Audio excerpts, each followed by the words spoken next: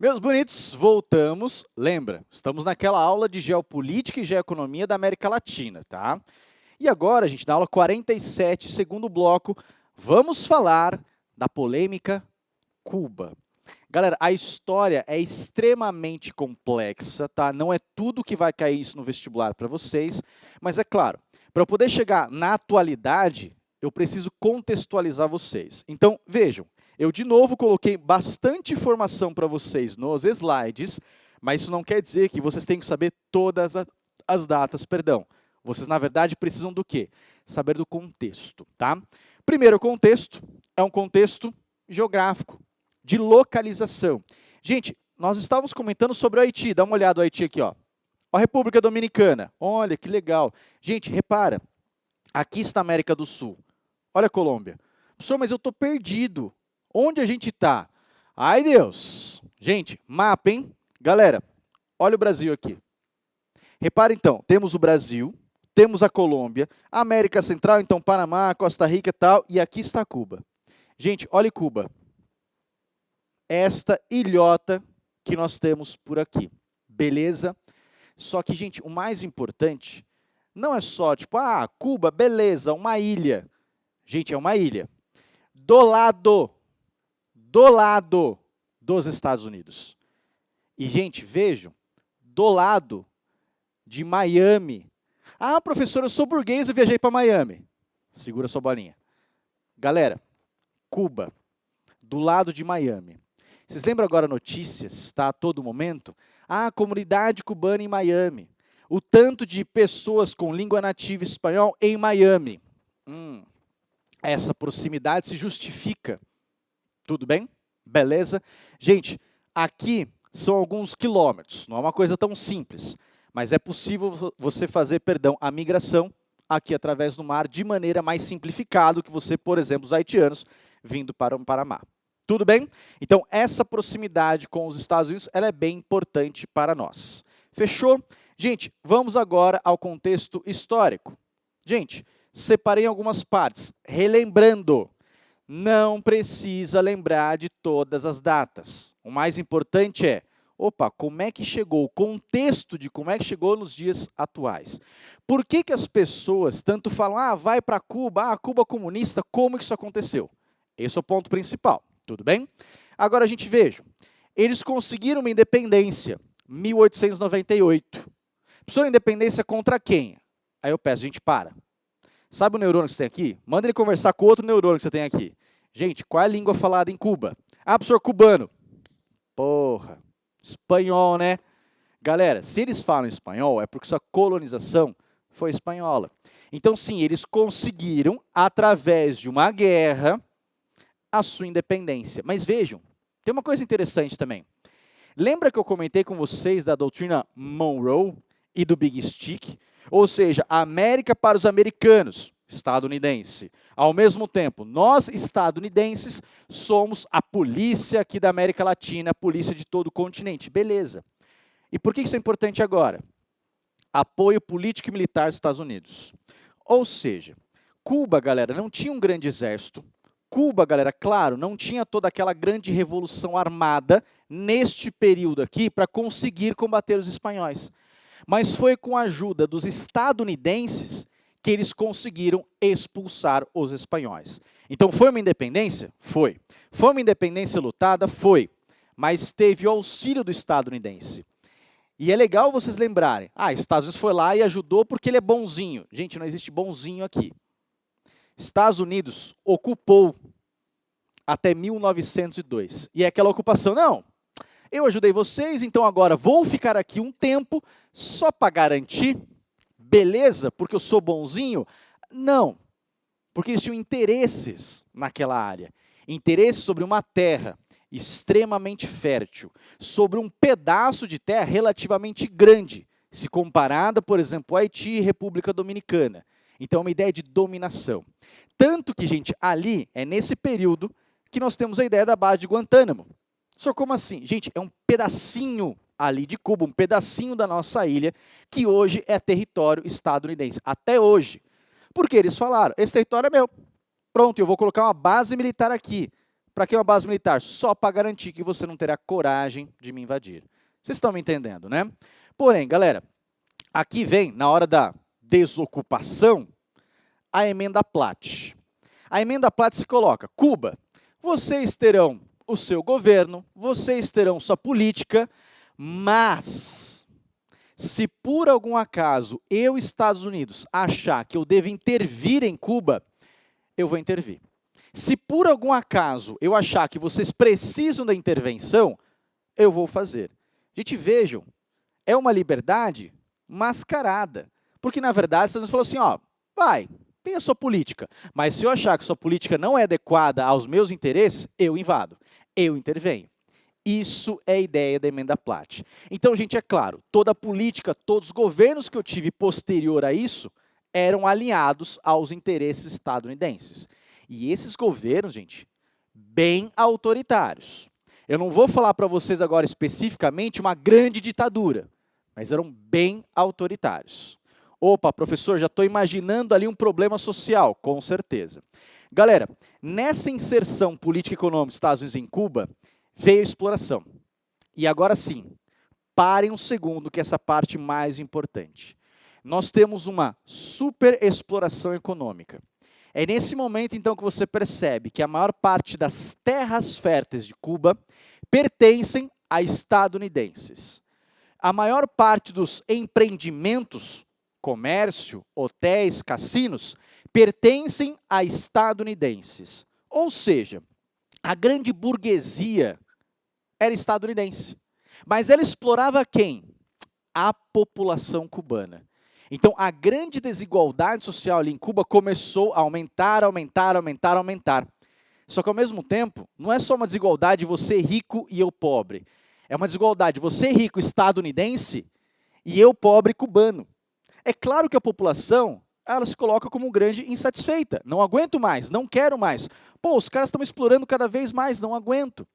E, gente, isso se coloca, inclusive, que o próprio estadunidense olhava para Cuba e falava, olha, Cuba é o quintal de casa. Cuba é o lugar que eu vou lá. É o lugar que eu vou curtir minhas férias, ir no hotel, falar mal dos atendentes, começar a xingar os atendentes, ou seja, o negócio começou a ficar muito explícito. Gente, é claro, grande insatisfação popular. Percebam nas imagens toda a ideia do Big Stick, doutrina Monroe. Vejam a ideia de o tio Sam olhando para ele tipo assim, sabe? My precious, eu quero. É claro, essa ideia é meu. Ah, mas não é, tem independência. Não, gente, os Estados Unidos ainda olha para Cuba e fala assim, é meu. É claro que é meu. Dá uma olhada aqui, como eles tinham umas chaves antigas, tá? Do cubano sendo tratado como escravo, porém, ao mesmo tempo, gente, quem colocava o nome do dono ali no meio? US. O diabo que, na verdade, tinha um Sam por trás. Ou seja, sim, gente, a população cubana não gostava dessa intervenção. Não aguentava mais intervenção estadunidense. Gente, esse preâmbulo é importante, esse contexto. Chegamos à parte 2, a ideia da revolução. Nós temos agora sim uma ditadura, de um cara chamado Fulgêncio Batista, de 52 a 59. Galera, o Fulgêncio Batista, ele era de um governo autoritário, uma ditadura, e percebam, aliada aos Estados Unidos. É muito importante aqui vocês pararem. Professor, mas Estados Unidos não é o cara que defende a liberdade? Não. Ele é o cara que defende seus interesses. Se o interesse estiver na liberdade, ok. Se o interesse estiver na ditadura, ele fica com a ditadura. Gente, só que essa ditadura foi tão pesada, mas tão pesada na questão social e econômica, que a população não aguentava mais. E a população, ela começou, na verdade, alguns grupos da população começaram a se revoltar e tentar fazer uma revolução. Exemplo, em 53, quando houve o ataque ao quartel de La Moncada. Ou seja, revolucionários queriam se armar para tentar derrubar o governo de Fulgêncio Batista. Não conseguiram. Feio, não rolou. Gente, essas pessoas, algumas foram presas, outras tiveram que sair de Cuba. Dentro dessas pessoas que saíram de Cuba, nós temos um cara chamado Fidel Castro, tá? O famoso Fidel Castro. Fidel Castro, ele sai de Cuba, ele encontra outros revolucionários por aqui, pega lá, vocês estão lembrando agora, o famoso Che Guevara, e eles vão armando uma ideia de, olha, nós precisamos sim fazer uma revolução. Mas eles tinham uma ideia de uma revolução na América Latina. Professor, por que na América Latina? Porque isso que acontece de exploração em Cuba, gente, acontece em diferentes graus nos países da América Latina como um todo. Então eles queriam fazer uma revolução. Só que a ideia foi, precisamos começar de algum lugar? Vamos por Cuba, país de Fidel Castro. Então vamos lá. Gente, eles se armaram, eles voltaram para a ilha, obviamente de maneira ilegal para aquela época, para a legislação daquela época, e ali eles começaram, gente, a conversar com a população. Eles começaram a ver, ó, população, a gente está aqui querendo estabelecer um outro negócio, tá? Eu estou aqui querendo estabelecer um governo, uma economia mais voltada para a população. Gente, a população foi acolhendo esse discurso. Mas vejam, não é porque a população era comunista ou era socialista. Era porque a população estava cansada do tipo de política pré-existente. Então, é claro, se alguém me promete mudança, eu vou lá e aceito. E, gente, isso levou, assim, claro, alguns conflitos, mas levou, em 59, a entrada em Havana. Como assim? Galera, a população já apoiando, dê uma olhada, por favor, nesta imagem, a população apoiando, os revolucionários entraram em Havana, capital de Cuba, e pronto, revolução está estabelecida. Fulgêncio Batista, tchau, sai daqui. Galera, foi estabelecido assim um novo regime político. Gente, esse novo regime político, sim, é uma ditadura. Só que ele muda como essa ditadura vai se portar na relação política e econômica na sociedade.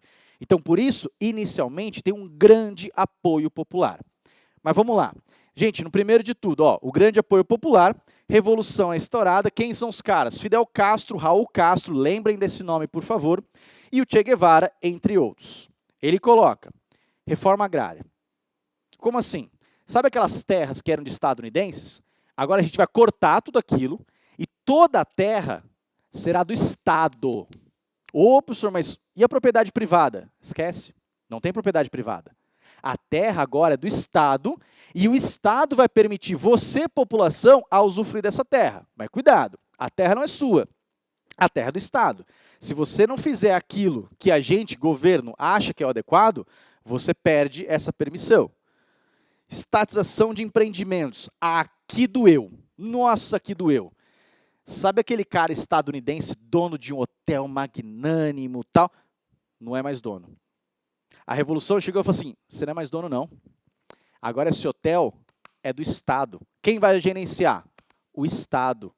A população vai trabalhar aqui, mas o dinheiro que a gente vai conseguir daqui vem para o Estado e o Estado vai tentar ajudar a população. Isso vem para tudo, gente. Da indústria, da terra, do hotel. O que eu estou falando para você? Literalmente, o estadunidense foi o quê? Chutado. Literalmente, eu peguei, chutei, falei, estadunidense, ô burguês safado, sai daqui. E tirou. Vocês percebem, galera, que assim, por uma questão econômica, isso pega muito mal para os Estados Unidos? Como assim? Sim, gente, é meio que óbvio que os Estados Unidos se opõem fortemente a essas ações, porque ele foi o primeiro prejudicado. Mas cuidado, ele não foi só prejudicado na questão econômica, do tipo, os burgueses perderam dinheiro. Não. Ele foi prejudicado na sua imagem. O senhor me explica melhor. Gente, repara a data, rapidinho. 59. O que está rolando no mundo? Guerra Fria. Gente, os Estados estão querendo mostrar para o mundo que ele é o melhor cara do mundo, que tudo que ele faz é o melhor para todo mundo. A liberdade é flora. E de repente me vem uma ilha, logo abaixo ali de Miami, e fala assim, aqui não. E te chuta. Porra, mano, isso pega mal. Vocês imaginam o soviético assim? Foi chutado? Claro, né? Gente, no final das contas pegou mal para a moral estadunidense nesse contexto de Guerra Fria. Então é claro que eles vão se opor. É claro que nesse momento começa aquele ranço do tipo, ó, não permito, tá errado. Comunista, socialista, calma. Che Guevara e Fidel têm as ideias de esquerda, têm as ideias socialistas, têm as ideias comunistas. Mas logo no início, a revolução não se autodenomina uma revolução socialista. Ainda não. Dá um segundo, já vai chegar lá. eles se colocaram como uma revolução popular. Olha, a população quer, e realmente a população queria, mas calma. Não é que a população queria o socialismo ou o comunismo, ela queria o quê? Uma mudança do regime que estava instalado com o apoio dos Estados Unidos. Vamos dar continuidade. Galera, vejam, datas não é o que você mais precisa se preocupar, é o contexto, é a construção do negócio. Gente, chegamos aqui só para vocês verem quem é realmente o Fidel, tudo bem? Veja a imagem, pode aparecer charge para você, e vejam o grande apoio popular. Galera, Fidel Castro ficou famoso pelos discursos que ele fazia que duravam horas. 5, 6 horas o cara lá falando, pá, pá, pá, e a galera em pé. Tô ouvindo.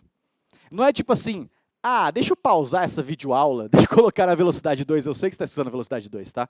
Não, a galera escutava. Ele tinha uma grande retórica, a população gostava das ideias do Fidel. Beleza, vamos lá. Parte 3, pós-revolução. Gente, é claro que Estados Unidos aqui, ele falou assim, não concordo, não concordo, não concordo, e quer saber? Sanções econômicas. Eu vou pressionar para que esse governo novo do Fidel Castro caia. E se ele cair, melhor. Gente, por que sanção econômica? A sanção econômica ela se dá porque se a população ela começa a perder a comida, a perder o seu direito de trabalho, é claro, gente, a população vai contra o governo. A população quer um governo efetivo, independente do seu lado, direita, esquerda, tanto faz, quer um governo efetivo. E uma sanção econômica, ou seja, eu não negocio mais com Cuba e também não permito que negociem com Cuba, isso gera uma crise econômica.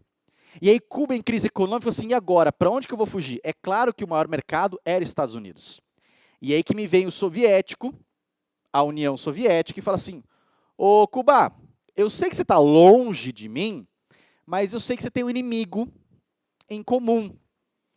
Quer ajuda? Eu te ajudo e, ao mesmo tempo, você vai permitir que eu possa fazer algumas ações, sim, voltadas à ideia socialista, aí na sua ilha.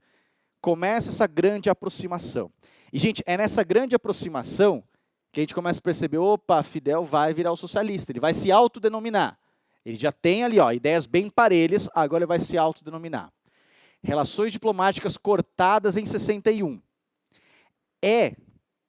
Acontece a tentativa de invasão da Baía dos Porcos. Isso aqui é interessante, porque é literalmente uma tentativa militar dos Estados Unidos de fazer um golpe. Um golpe, mas não consegue. Feio, já era. E aí, Fidel se declara marxista. Aí ele fala, não, sou marxista mesmo, é uma revolução socialista, Cuba é um país comunista, pronto. Gente, a União Soviética ama a ideia. Estados Unidos odeia a ideia e, ao mesmo tempo, fala, opa, agora a justificativa. Qualquer coisa que eu for falar mal de Cuba, qual vai ser a desculpa? Comunista! Socialista!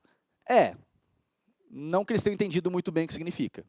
Mas é acusação no contexto de Guerra Fria. Tá? É o meu inimigo. Lembrem de macartismo. Vocês lembram, gente, das aulas de Guerra Fria? Tá nesse contexto aqui. Em 62, gente, a União Soviética manda mísseis para Cuba direcionados aos Estados Unidos. Ao mesmo tempo, vem os Estados Unidos falando, não, eu vou invadir, não vai... Gente, crise dos mísseis. Lembrem aquela semana empolvorosa que a gente conversou nas aulas de Guerra Fria. Literalmente foi uma semana que a gente imaginava que ia rolar a guerra nuclear. Que literalmente ali a Guerra Fria ia deixar de ser fria. Tudo com Cuba no meio. Visto isso, gente, Estados Unidos estabelece uma lei. Embargo econômico. Aqui sim, gente. Esse é muito importante. Qual que é a ideia do embargo econômico? Opa, olha, eu, Estados Unidos, não vou permitir que ninguém negocie com Cuba e, ao mesmo tempo, eu não vou deixar ou pelo menos os estadunidenses, negociarem com Cuba. Eu vou isolar. Esse é o embargo. Estou isolando economicamente, porque eu quero levá-la à falência. Só que quem está por trás de Cuba?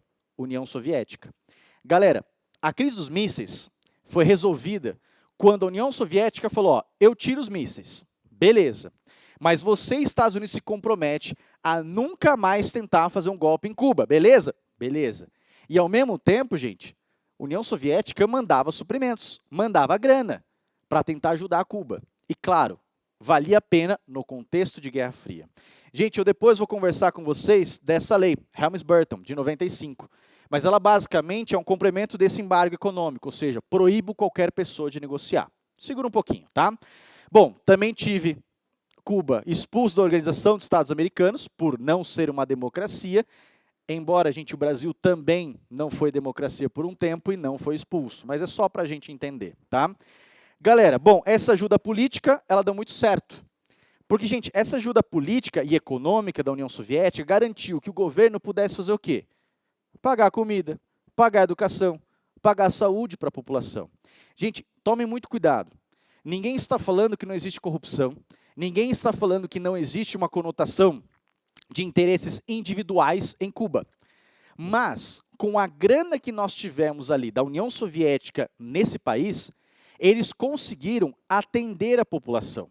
Ah, professor, mas eu não vou encontrar um multimilionário em Cuba. Não, você não vai. Mas você não vai encontrar analfabetos em Cuba. E essa é a ideia da população. Professor, então todo aquele discurso vai para Cuba serve? Não, gente. Esse discurso vai para Cuba é um discurso bem político e bem ignorante. Mas venham comigo. Galera, a ideia de que Cuba tem bons índices sociais, isso é fato. Vem comigo. Galera, saúde em Cuba é modelo para o mundo, diz diretor da OMS. É uma questão de que eles começaram a cuidar muito bem da saúde das pessoas, também sabendo lidar com o que seria uma saúde preventiva e uma ativa. Cuba, gente, ela tem um bom sistema de saúde preventiva. Ou seja, eu não vou tratar você doente, eu vou evitar que você fique doente. Mas se você ficar doente, eu também consigo te tratar. Inclusive, existe até hoje o turismo médico, em que pessoas muito ricas ali dos Estados Unidos migram para Cuba para fazer um tratamento e depois vão embora. Galera, Cuba é o único latino-americano a atingir metas de educação, diz a Unesco. Então, gente, vejam que assim, em nenhum momento a gente pode comparar, Cuba é melhor do que Brasil e Estados Unidos. Mas é importante ver que em índices sociais, saúde, educação, Cuba desponta. Ô, professor, mas aí tem a questão da repressão. Opa, ela existe. Então, por isso que a gente não pode falar que é melhor morar em Cuba, melhor morar em Brasil, melhor morar nos Estados Unidos. É só saber. Índices sociais, ok. Agora, gente, imprensa, não tem liberdade. Liberdade de expressão, também não. Professor, eu quero ser dono de uma coisa. Não em Cuba. Professor, eu quero ser multimilionário. Não é o seu lugar. Agora, se você quer procurar um lugar que tenha bons índices de saúde e educação, aí sim. Vocês conseguiram entender? Tudo bem? Gente, é claro que isso ajudou muitas pessoas, mas muitas pessoas não gostaram. A ideia da repressão é muito importante. Isso leva, em 1980, à fuga do Porto de Mariel. É literalmente quando começa a oposição ao governo de Fidel a crescer ali em Cuba, e eles não conseguem mais controlar. É nesse momento que Fidel Castro fala assim, quem quiser fugir daqui, tchau. Pode ir embora. Vai embora que aqui vai continuar do jeito que está. Na hora que ele falou, peraí, você pode ir embora? Pode. 125 mil pessoas foram embora. Muita gente. Então, gente, calma. A oposição não era pequena. A oposição era grande, tá? Professor, mas por que em 80? É aquele momento que a União Soviética também não está das melhores. Ou seja, aquela grana que sustenta essa parte aqui, também não está muito boa. Ok? Beleza? Galera, chegamos aqui o pós-fim da guerra. E aqui, ferrou a vida. Gente, crise, fim da parte socialista, fim da União Soviética. Gente, nesse momento já era. Quem vai ajudar Cuba? Não tem como. E é claro, isso gera uma grave crise econômica. E aí, por mais que você tenha um contexto de boa saúde, boa educação, mas não tem comida. E aí? Ao mesmo tempo, aquele embargo econômico proibiu, gente, muitos países de fazerem negociação com Cuba. Ou seja, ele ficou isolado. Não tem mais o que fazer. E é nesse isolamento aqui, gente, que a pressão começa a aumentar. Não tem mais a desculpa de, mas eles são comunistas, porque, gente, a Guerra Fria acabou, né? E vem aquela lei Helms-Burton. Ou seja, eu, Estado, não vou te ajudar, mas eu também não permito que a empresa te ajude. Eu não permito que um, multimilionário estadunidense que queira ajudar Cuba possa ajudar. Está proibido. É um isolamento tão forte que, claro, leva a uma quebra econômica de Cuba. Então, é importante ver, gente, é claro, o tipo de governo que eu tenho em Cuba é um governo centralizador, que obviamente não atrai investimento, que obviamente não vai ser aquele mais aflorado, mais crescido que nós temos no mundo. Mas, ao mesmo tempo, o isolamento feito pelos Estados Unidos provoca essa grave crise econômica. Então, a pobreza em Cuba tem dois culpados, não só. Tem o governo cubano como culpado e também tem a pressão estadunidense. Galera, os balseiros nada mais são do que a galera tentando fugir para Miami, tentando fugir, como obviamente é ilegal. Eles pegam de garrafa PET e tentam ir embora. Galera, vejam só. Mundo condena a continuação do embargo. Por quê? Porque a desculpa do embargo econômico foi, ele é comunista, mas era contexto de Guerra Fria. E a Guerra Fria acabou. Mas o ranço estadunidense continua. Então o mundo começa a falar, não tem mais por que fazer, mas Estados Unidos continua. Inclusive, como desculpa, em 2002, lembre naquele contexto dos atentados de 11 de setembro, Cuba entra no eixo do mal. Eles colocam, gente, Cuba como se fosse um país terrorista. E aí Cuba ficou assim, tipo, a gente não gosta deles, mas a gente não é terrorista, né? Como assim? Galera, aí nós chegamos à última parte, reaproximação ou não com os Estados Unidos. Galera, mudam algumas situações, vejam só, Fidel Castro, símbolo de quem enxotou os Estados Unidos, se afastou do poder por problema de saúde. Então ele ainda era o líder cubano, mas ele não gerenciava mais Cuba. Galera, ele se afasta oficialmente um tempo depois, em 2008. Quem assume? O seu irmão, Raul Castro. Gente, olha uma charge dele. Olhe quem é a pessoa. Esse é Raul Castro, tá? Só que ele ainda é simbólico. Galera, mesmo assim, não tendo mais o Fidel Castro na capa dos jornais, a relação muda. E mais ainda, gente, 2014 para 2016. É importante aqui, quem está no governo nos Estados Unidos? Um cara chamado Barack Obama. Vocês sabem dele. E você sabe, gente, que o estilo político dele era o estilo político mais progressista de relações internacionais. Começam algumas conversas. Senhor, mas eles tinham parado de conversar? Claro, gente. Desde 62, eles não conversavam. Não tinha mais fonte diplomática para conversar. E Cuba sai do eixo do mal. O embargo econômico começa a ser reduzido. Do tipo, olha, vamos diminuir esse processo aqui, vamos partir para, quem sabe, um dia acabar o embargo econômico. Fidel Castro morre em 2016. Galera, e nesse contexto como um todo aqui, tem uma coisa legal. Olha para essa foto. Nós temos aqui um cara chamado Raul Castro, nós temos aqui de costas um cara chamado Barack Obama. Se tiver difícil para vocês visualizarem, gente, olhem, por favor, lá no slide. Isso aqui, gente, nós estamos em um enterro, lá na África do Sul, tudo bem? Mandela. Galera, nesse enterro, Raul Castro aperta a mão de Barack Obama. Quem está no meio que fez essa junção? Dilma Rousseff. Gente, olha a cara do segurança. What?